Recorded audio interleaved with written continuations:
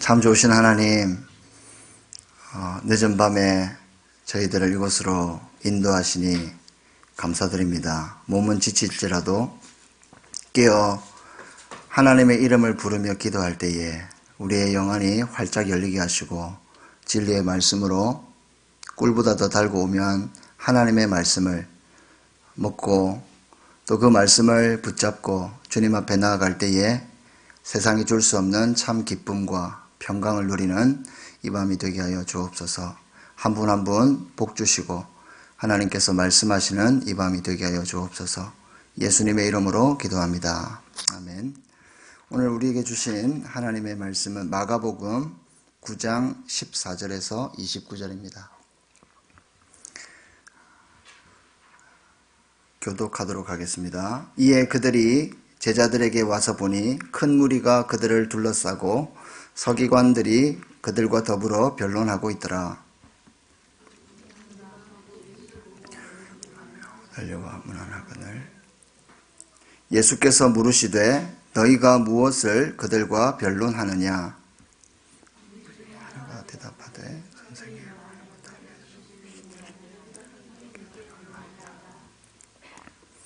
귀신이 어디서든지 그를 잡으면 거꾸러져 거품을 흘리며 이를 갈며 그리고 파리해지는지라. 내가 선생님의 제자들에게 내쫓아 달라 하였으나 그들이 능히 하지 못하더이다.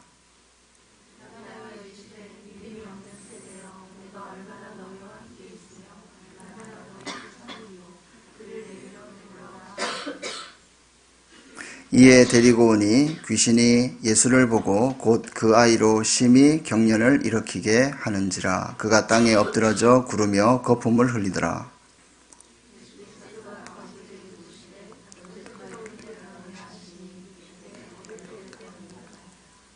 귀신이 그를 죽이려고 불과 물에 자주 던졌나이다. 그러나 무엇을 하실 수 있거든 우리를 불쌍히 여기사 도와주옵소서.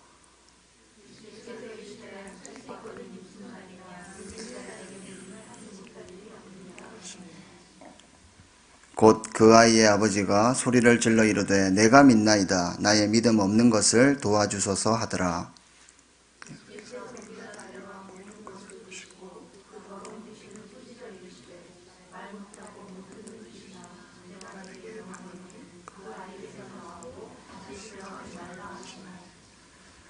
귀신이 소리 지르며 아이로 심히 경련을 일으키게 하고 나가니 그 아이가 죽은 것 같이 되어 많은 사람이 말하기를 죽었다 하나.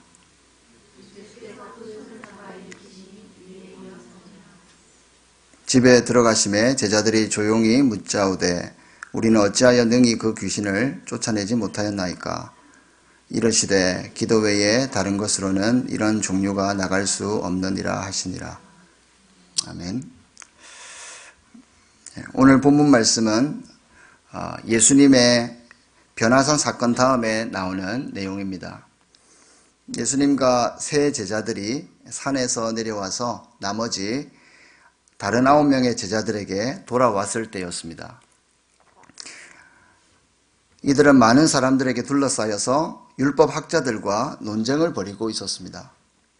그러자 예수님께서 물으십니다. 너희가 율법 학자들과 무엇 때문에 논쟁을 하느냐?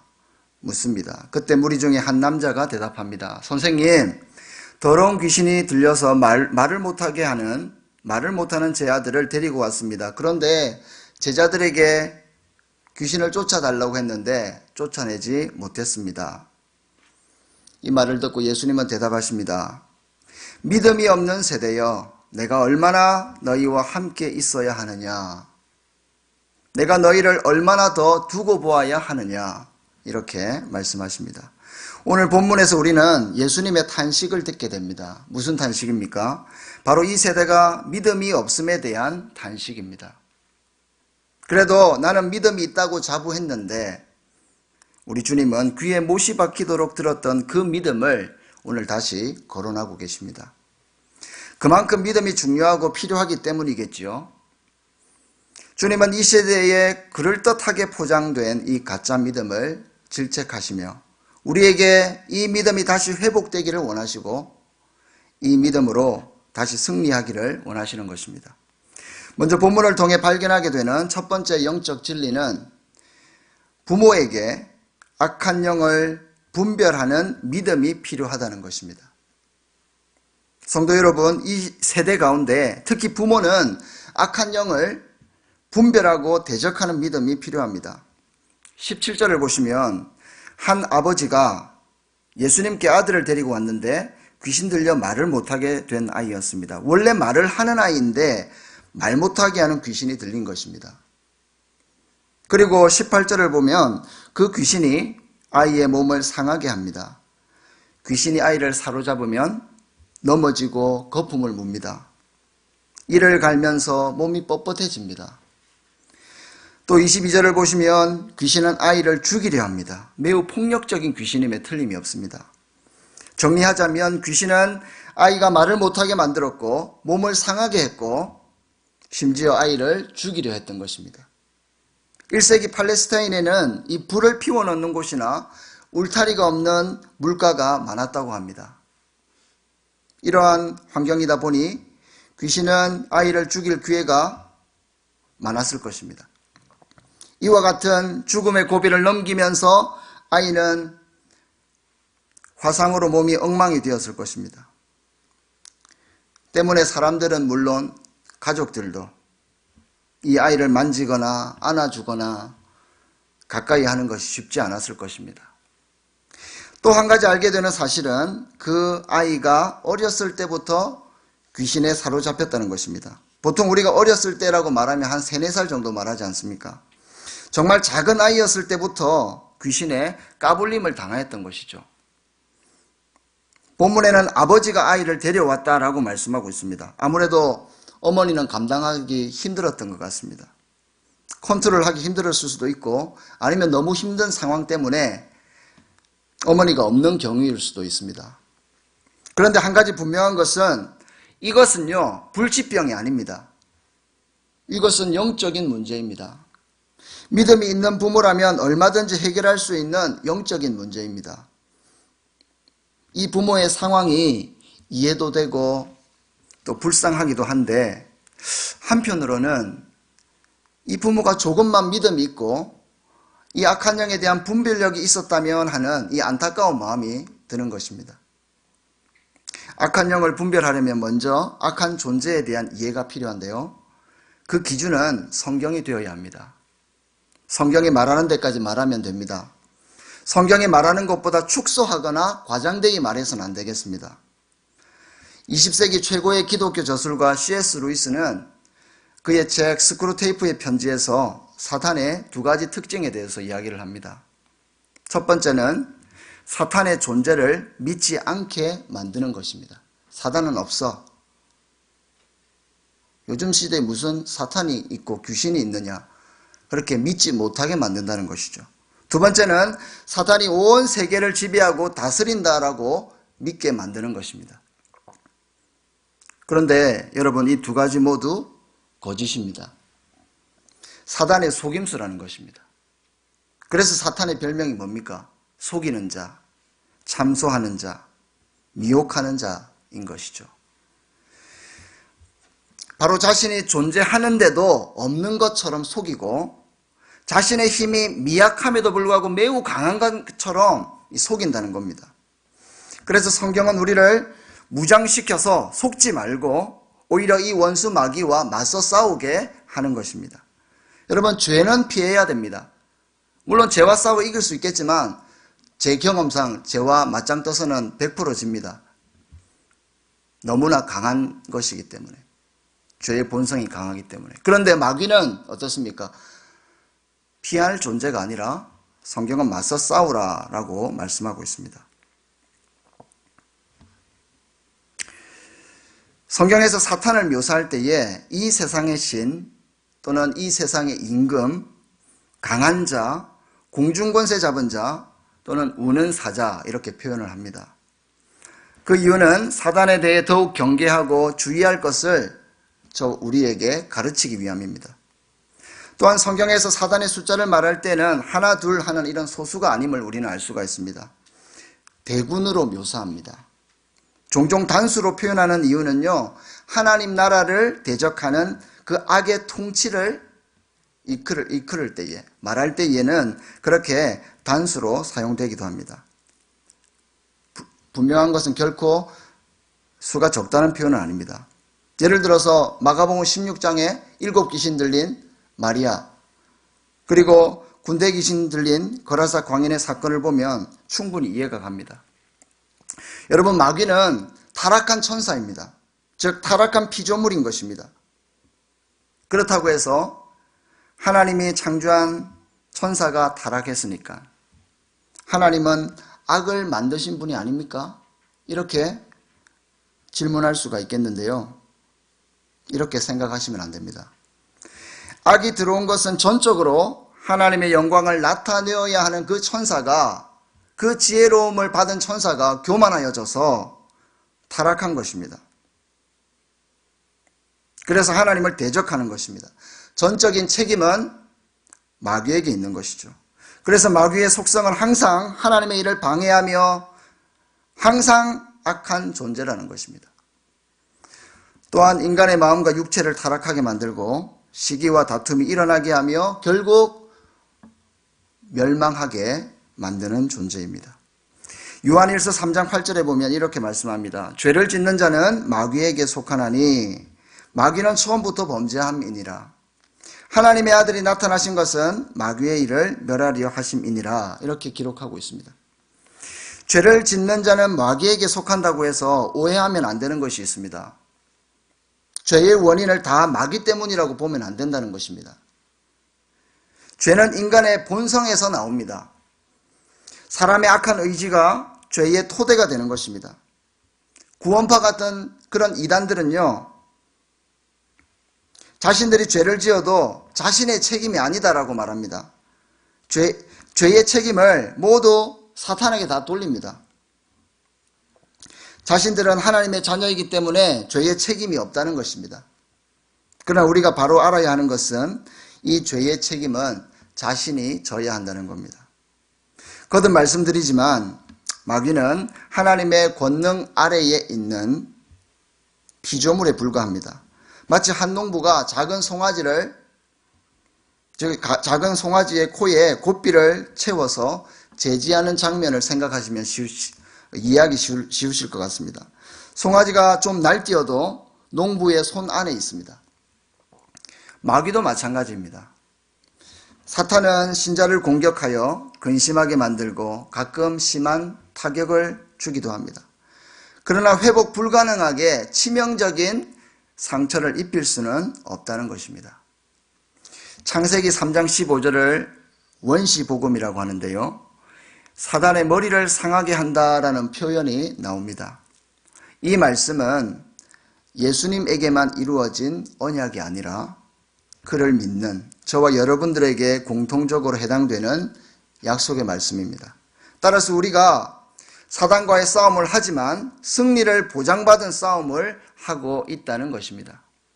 그래서 칼빈은요, 기독교 강요에서 말하기를 하나님께서는 신자의 영혼에 대해서 사탄이 그 어떤 권세도 행하지 못하게 하셨으며 단지 불경건한 자들과 불신자들에게만 사단의 지배를 허락하신 것이다. 이렇게 기록하고 있습니다. 예수 그리스도에 대한 분명한 구원의 확신을 가지고 있는 사람에게는 귀신 들릴 일이 절대로 없다라는 것입니다. 여러분 걱정 안 하셔도 됩니다. 이러한 악한 영에 대한 지식과 이해가 전혀 없는 이 부모와 아이를 볼 때에 안타까움이 생긴다는 겁니다. 그래서 예수님은 영적 존재에 대한 이 분별력이 없었던 이 부모를 향하여 믿음이 없는 세대여 라고 말씀하고 있는 것입니다. 부모와 가족의 상황이 이해가 됩니다. 아이가 다치지 않도록 계속 감시해야 하는 가족의 그 힘겨운 상황 이해가 됩니다. 몇 년이 지나자 진이 빠지고 탈진이 오고 최악의 경우에는 뭐 이런 생각도 하지 않았겠습니까? 그냥 차라리 이 아이가 고통 없이 죽어도 차라리 이 아이에게 낫지 않을까. 부모님들이 이런 마음을 갖지 않았을까 싶습니다. 이처럼 고통 속에 있는 아이의 문제는 쉽지가 않습니다.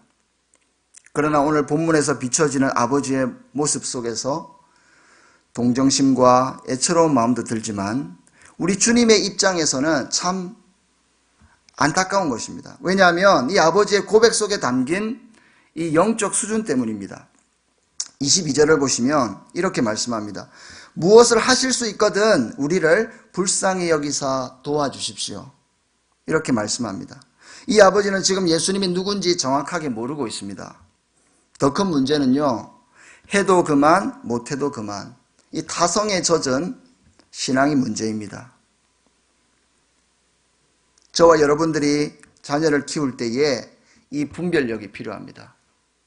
이 혼탁한 시대 속에서 어떻게 아이를 도와야 하는지, 어떤 방향으로 키워야 하는지, 자녀 양육이라는 긴 항해를 할 때에 하나님께서 말씀하신 그 방향키를 절대로 놓아서는 안 됩니다. 어떤 방향키입니까? 하나님의 종으로 키우는 것, 예수님의 제자로 자라도록 돕고 양육하겠다는 처음 그 주신 목표와 각오가 아니겠습니까? 그런데 우리의 믿음 없음으로 인하여서 시간이 가면 갈수록 세속에 물들어서 우리의 마음이 갈대처럼 막 흔들립니다. 정작 아이는 아파하는데 나의 판단 미스로 인해서 아이의 고통을 간과하는 부분은 없습니까? 하나님의 방식이 아닌 내 삶의 스타일대로 내 야망대로 키우려 하고 있지는 않습니까? 우리는 사단의 전략을 분별해야 합니다. 사단은 우리가 예수 그리스도보다 더 귀중히 여기는 것을 만드는 데에 그 전략을 집중시킵니다. 내가 나의 야망이나 돈이나 그 어떤 것이라도 예수 그리스도보다 더 귀중하게 여길 때 우리는 사단의 전략에 넘어가고 만다는 것입니다. 두 번째로 예수님은 사랑이 없는 믿음에 대해 교훈하고 계십니다. 사랑하는 성도 여러분, 믿음의 시작은 영혼 사랑입니다. 아무리 좋은 믿음이라도 사랑이 없다면 가짜일 경우가 큽니다. 본문 속에서 예수님을 만나보시길 바랍니다. 예수님은 믿음이 없는 제자들과 부모를 보시고 가슴 아파하십니다. 그리고 예수님은 아이를 지배하는 귀신을 쫓아내십니다. 여러분, 우리가 마가복음을 읽다 보면 예수님이 행하시는 많은 기적을 보게 됩니다. 병자를 고치시고 자인을 다스리시고 귀신을 쫓아내십니다. 특히 다른 복음서보다 이런 기적들이 많이 나타납니다. 그런데 가끔 병에 걸린 자에게 뭐라고 하십니까? 귀신아! 이렇게 말씀하십니다. 그리고 같은 병에 걸렸는데 이번에는 그냥 그 병을 고쳐주십니다. 도대체 병과 귀신 들림이 구분이 안 갈 때가 있습니다. 그래서 우리는 이 귀신 들림에 대한 특징을 알 필요가 있습니다. 귀신 들림을 묘사하는 가장 최고의 해석자들의 견해를 종합해보면 다음과 같습니다. 첫 번째, 귀신 들림은 초자연적인 힘을 갖고 있습니다. 두 번째, 귀신 들림은 심리적 문제들이 대부분 적극적으로 반응하는 것에 비해서 예수님의 이름에 대해서는 굉장히 소극적입니다. 예수님의 이름 앞에서는 소극적입니다. 세 번째, 귀신이 말할 때는 목소리가 변하기도 합니다. 네 번째, 초자연적인 행위를 합니다. 도무지 사람이 올라갈 수 없는데 막 올라가 있습니다. 다섯 번째, 정신질환자들과 달리 논리적인 말을 합니다. 정신질환자들은 말을 잘 어눌합니다. 근데 그걸 귀신 들렸다고 하면 굉장히 위험할 수 있겠죠. 여섯 번째, 귀신 들린 사람은 약이나 의학 치료에 대해 반응하지 않습니다. 일곱 번째, 진짜 거듭난 기독교인이라면 이 사단에 의해 억눌림 당하고 시험 당하는 것은 가능하지만 귀신 들리는 것은 불가능합니다. 여러분, 귀신 들릴 것 같다고 해서 그 사람을 귀신 들린 것 같다고 해서 그 사람을 미워하거나 혹은 그렇게 때리거나 그렇게 하시면 안 됩니다. 귀신이 악한 것이지 귀신 들린 사람이 나쁜 것이 아닙니다. 가끔 귀신 들렸다고 안찰해서 혹은 때려서 문제가 생겨서 언론에 이슈가 되는 경우를 우리가 종종 보게 됩니다. 어떤 경우든 그 사람을 보호해주고 위에 기도하며 안정감을 주는 것이 먼저입니다.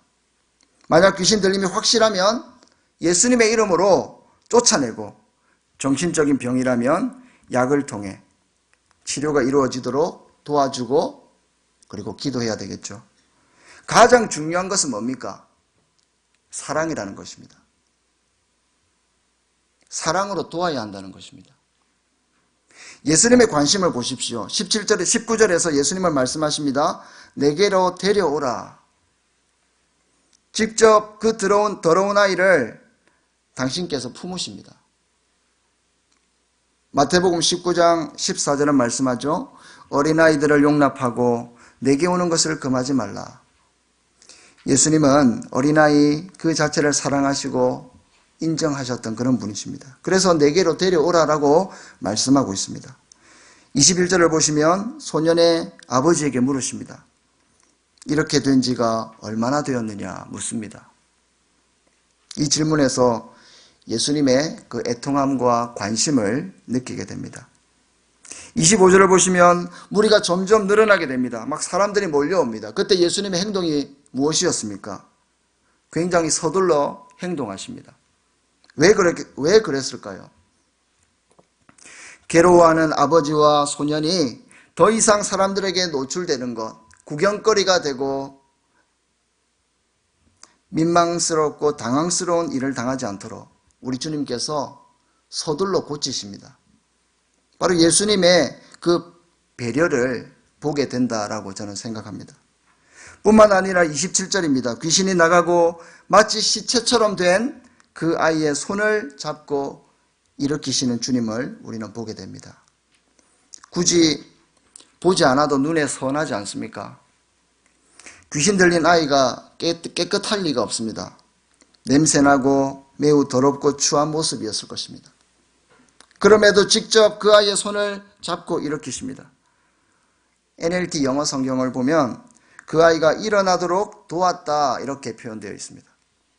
시체처럼 된 이 아이의 손만 잡고 일으키는 것은 힘들 것입니다. 부축해서 아이를 이렇게 세웠던 것입니다.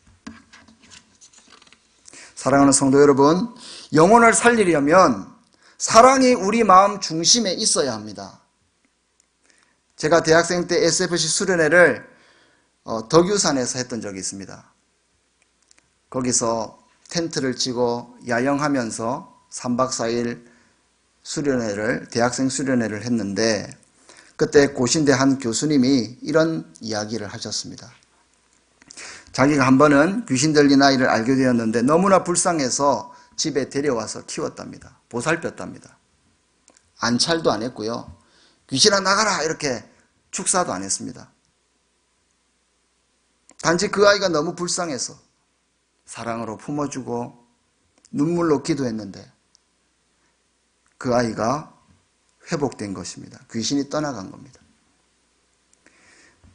몇 주 전에 저희 병원에 한 분이 실명 위기에 처했는데 담임 목사님의 기도를 받고 싶다고 해서 그 집사님과 또 목사님과 함께 목사님 방으로 모시고 간 적이 있습니다. 그분의 안타까운 사연을 듣고 목사님께서 이렇게 안수 기도를 하시는데 갑자기 막 우시는 거예요. 사실 그때 좀 놀랐습니다. 그냥 기도해도 되는데 눈물로 막 기도를 하시는 겁니다. 그래서 방에 있던 저와 목자님, 그 아프신 집사님 모두 눈물을 훔치면서 기도를 했습니다. 병을 위해 기도하든 귀신을 쫓아내는 그런 기도를 하든 그 기도의 중심에는 뭐가 있어야 됩니까? 그 중심에는 사랑이 있어야 합니다. 영혼을 향한 사랑이 있어야 한다는 것을 우리는 깨닫게 되는 것입니다. 성도 여러분, 한 아이를 향한 주님의 마음을 생각해 보시길 바랍니다. 주님의 이 작은 행동들 속에서 우리는 뜨거운 사랑, 애타는 사랑을 봅니다. 우리에게 믿음이 없다는 말은 바로 이러한 주님의 사랑이 없다라는 말과 같은 것이라 저는 생각을 합니다. 믿음을 가지시길 바랍니다. 특히 사랑으로 충만한 이러한 믿음을 다시 회복하시기를 바랍니다. 세 번째로 우리의 믿음을 회복하기 위해서는 반드시 기도해야 함을 가르쳐 주십니다. 그렇습니다. 믿음으로 승리하려면 반드시 기도가 필요합니다. 28절을 보시면 아이를 고치신 예수님은 한 집으로 들어가십니다. 제자들이 예수님을 따라 들어갔습니다. 그리고 조용히 여쭈었습니다. 왜 조용히 여쭈었을까요? 여기서 제자들의 그 심정이 좀 느껴집니다. 분명히 그들은 패배감, 놀람, 좌절감에 휩싸였을 것입니다. 부끄러움으로 인해서 목소리는 작아졌을 것이 분명합니다. 제자들이 말합니다. 어째서 우리는 쫓아내지 못했습니까? 잠시 침묵이 흘렀을 것 같습니다. 잠시 후 예수님께서 입을 떼시며 말씀하십니다. 기도 외에는 다른 것으로는 이런 종류가 나갈 수 없단다. 우리는 예수님의 대답에 주목할 필요가 있습니다. 마가복음 6장 12절 13절을 보시면 우리는 제자들이 왜 실패했는지 짐작할 수가 있습니다. 이렇게 기록하고 있습니다. 제자들이 나가서 회개하라 전파하고 많은 귀신을 쫓아내며 많은 병자에게 기름을 발라 고치더라. 마가복음 6장에서는 그렇게 당당하게 귀신을 쫓아내던 제자들이 시간이 지난 이 마가복음 9장에서 왜 그리도 나약하고 무기력하게 보이는 걸까요?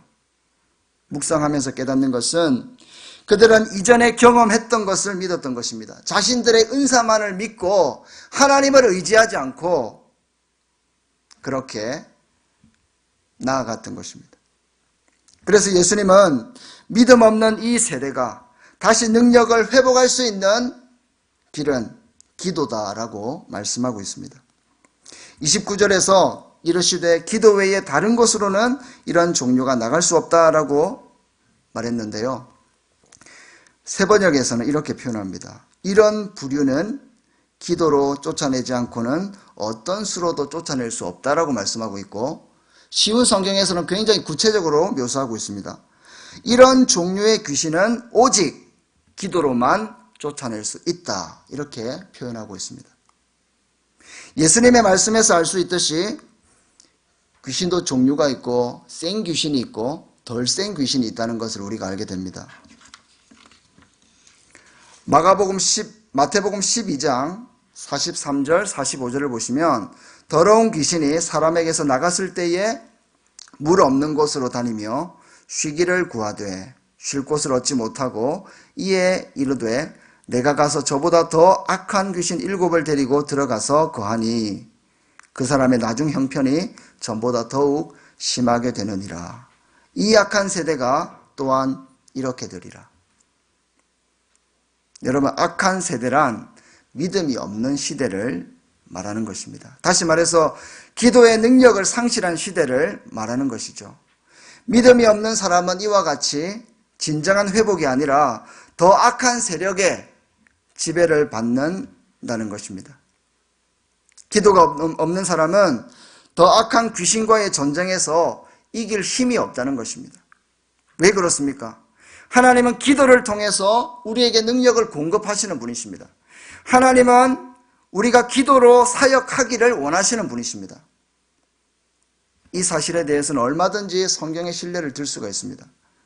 그래서 기도로만 이런 악한 세력을 능히 쫓아낼 수 있다라고 말씀하고 있습니다. 우리 샘물교회는 지금 중보기도를 회복해야 될 때라고 저는 생각합니다. 예수님께서 누가복음 11장에서 제자들에게 기도를 가르치시면서 밤중에 찾아와 떡을 구하는 친구 이야기를 하셨습니다. 그 내용에서 친구를 위해 하는 그 중보기도를 어떻게 표현했습니까? 간청하는 기도. 개역 한글에서는 강청하는 기도라고 표현을 했습니다. 이 단어의 의미는 염치불구하고 뻔뻔스럽게 라는 뜻입니다. 왜 뻔뻔스럽게 하라는 겁니까? 이 기도는 나를 위한 기도가 아닙니다. 주님께서 그토록 사랑하시는 나의 가족, 주님께서 그토록 사랑하시는 우리 샘물교회 성도들, 주님께서 그토록 사랑하시는 친구와 이웃들을 위해서 기도해야 되기 때문에 그때는 뻔뻔스럽게 기도해도 된다라는 겁니다. 이런 중보기도 할 때는 아버지의 뜻이 무엇입니까?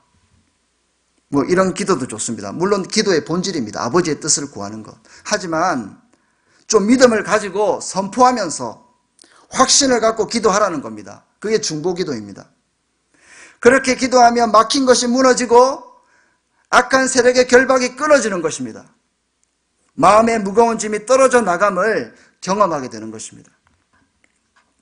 사랑하는 성도 여러분, 우리가 영적 전쟁에서 승리할 수 있는 비결이 무엇입니까? 예수님의 대답은 오직 한 가지밖에 없습니다. 기도밖에 답이 없다. 기도의 지식이 아니라 기도의 실제가 필요함을 말씀하고 있는 것입니다. 한 가지 재미있는 사실은 이 기도라는 단어를 다른 고대 사본에서는 기도와 금식 이렇게 표현하고 있습니다. 그래서 세번역 성경에는 각주로 이 내용을 표기하고 있습니다. 이 시대 금식이 많이 사라진 것 같습니다. 너무 잘 먹는 시대이고 너무 잘 먹어서 이제 금식이 아니라 굶식하는 시대입니다. 제가 처음 귀신 들린 자를 만나고 그 귀신 들린 자를 쫓아낸 적도 3일 금식 후에 일어난 사건이었습니다. 일부러 귀신 들린 자를 찾아간 것도 아닌데 우연히 귀신 들린 아저씨를 만나게 됐습니다. 20대 초반에 친구가 다녔던 부산에 있는 작은 개척교회에 놀러 갔다가 경험하게 되었습니다. 아직까지 그 아저씨 이름은 알고 있습니다만 실명은 거론하지 않겠습니다. 그 아저씨가 스스로 그 지하 개척교회 현관문을 열고 들어와서는 막 살려달라고 그렇게 이야기를 했습니다. 그래서 우리도 당황스러워서 친구랑 그 아저씨를 붙잡고 기도를 했습니다. 그런데 성경대로 그 아저씨가 발작을 일으키면서 소리를 지르면서 그리고 코에서 핏덩어리가 막 나오면서 귀신이 떠나간 겁니다. 회복되신 아저씨가 막 울면서 말하기를 나는 무슨 회사 사장인데 몇 주 동안 악몽으로 잠을 자지 못했고 월남전에서 사람을 죽였던 경험 때문인지 밤에 목이 없는 귀신들이 자기를 해코지했답니다. 그런데 오늘 이 교회에 와서 기도하는데 그 귀신들이 떠나갔다는 겁니다. 떠나가면서 네가 나를 버리느냐 이렇게 말하면서 떠나갔답니다. 저와 친구도 너무 놀랐죠. 그런데 한 영혼을 살리시는 우리 주님으로 인해서 참 감사했던 기억이 지금도 생생합니다.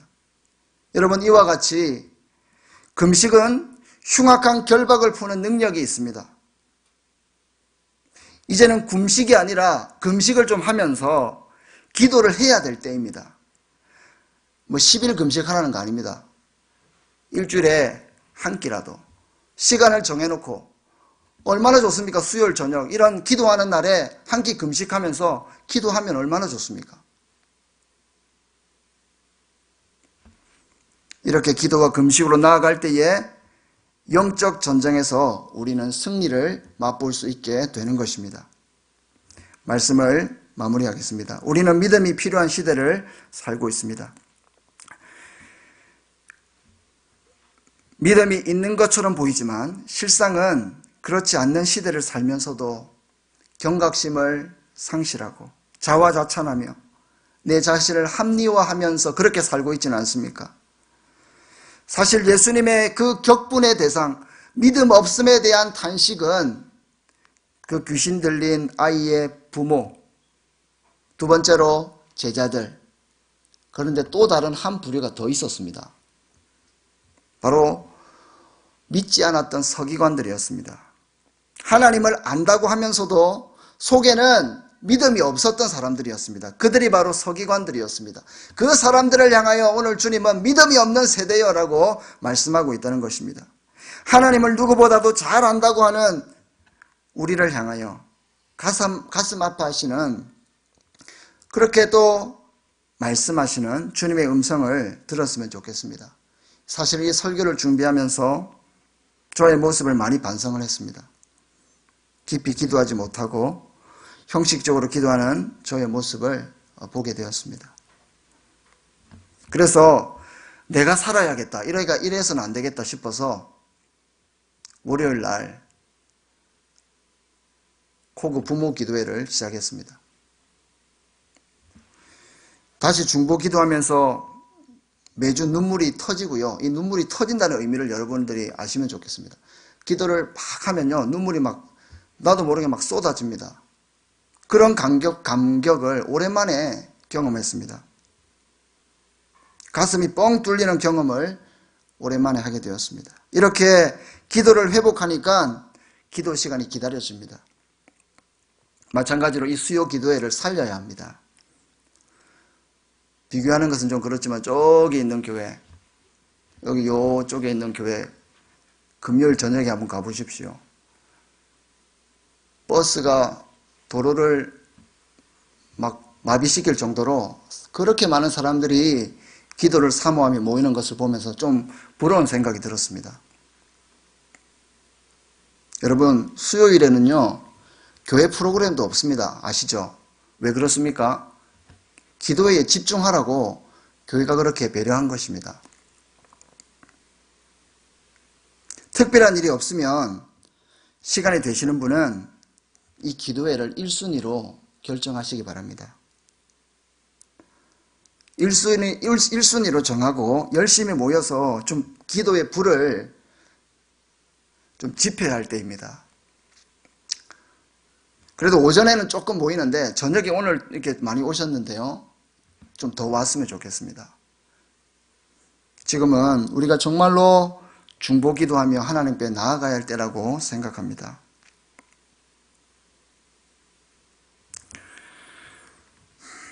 사랑하는 성도 여러분,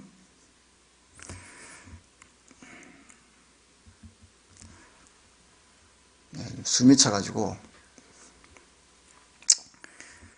우리가 분별하고 사랑하고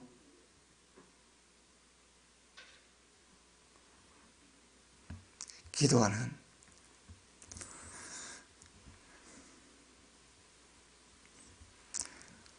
그런 믿음의 사람이 되어야 될 것입니다.